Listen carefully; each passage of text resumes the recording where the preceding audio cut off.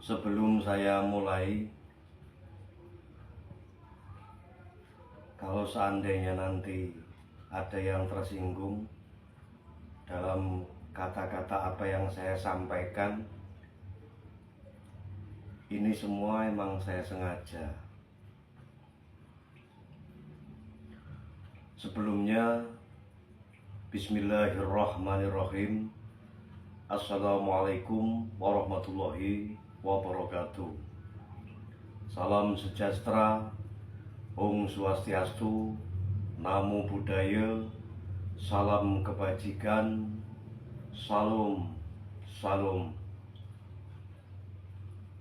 salam takdim dan salam taklim. Rahayu, rahayu sagung dumadi. Pada hari ini hari Jumat. Hari Jumat tanggal 25 April tahun 2025.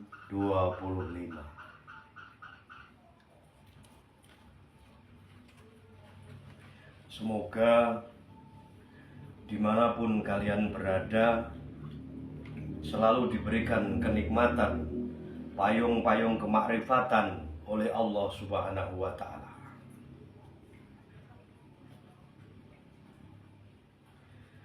Dalam ilmu syariat, iblis itu adalah wujud setan yang sangat menyeramkan.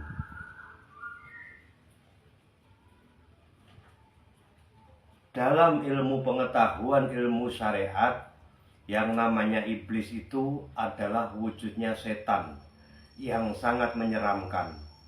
Mungkin hidungnya panjang, atau mungkin telinganya seperti telinga kerbau atau sapi. Itulah versi pengetahuan tentang alam syariat apa itu yang namanya setan. Karena yang dijangkau dengan akal sehatnya. Iblis menurut versi ilmu tarekat atau torekoh, iblis itu wujudnya hawa nafsu. Menurut pengetahuan orang-orang torekot, iblis itu wujudnya adalah hawa nafsu. Bagi orang-orang yang sudah mencapai ilmu hakikat, iblis itu wujudnya adalah pengakuan diri. Harta ini milikku, ilmu ini milikku, anak ini milikku, istri ini milikku, rumah ini milikku, badan ini milikku. Bagi orang-orang yang sudah mencapai ilmu hakikat, iblis itu adalah berwujud hawa nafsu. Saya sudah melakukan kebaikan, kata saya dan aku, itulah wujudnya laknatullah setan atau iblis yang berwujud hawa nafsu.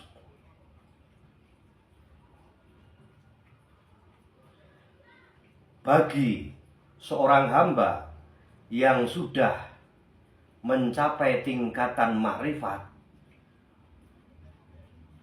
itu akan berucap, iblis itu tidak ada. Yang ada hanya Allah Subhanahu wa Ta'ala. Semoga sampai sini paham.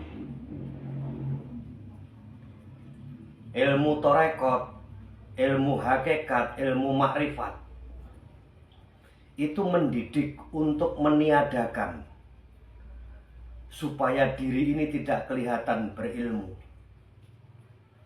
Seseorang harus mengasingkan diri dari mata pandang manusia. Banyak bercengkrama dengan alam semesta untuk menemukan jati dirinya. Dia akan meninggalkan beragamanya. Dia akan mengutamakan bertuhannya. Karena orang yang bertuhan itu sudah pasti beragama. Tapi orang yang beragama belum tentu bertuhan.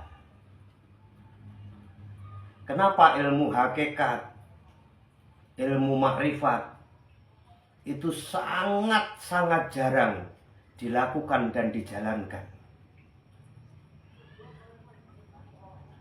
Kenapa ulama-ulama yang sudah menuntut ilmu sampai ke Kairo, sampai ke Mesir, sampai ke Baghdad, sampai di pondok pesantren lamanya, kenapa tidak mengutamakan bagaimana bisa bermakrifat kepada Allah, bagaimana bisa menemukan kefanaan dirinya, menyatukan diri dengan Sang Pencipta, bercengkrama dengan alam semesta?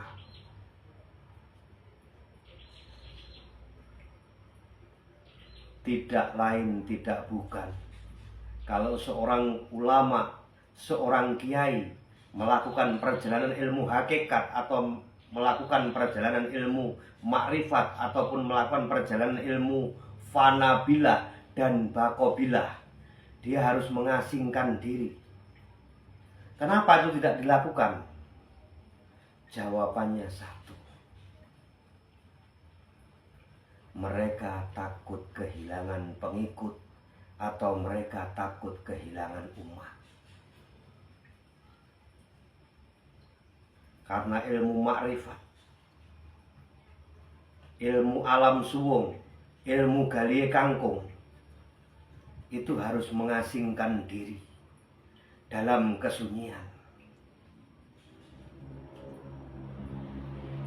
Kenapa sekarang yang dilakukan di mana-mana adalah ilmu syariat, yang ditonjolkan kualitas ilmunya, yang ditonjolkan kualitas kemampuannya, supaya publik, semua umat manusia tahu dia adalah berilmu.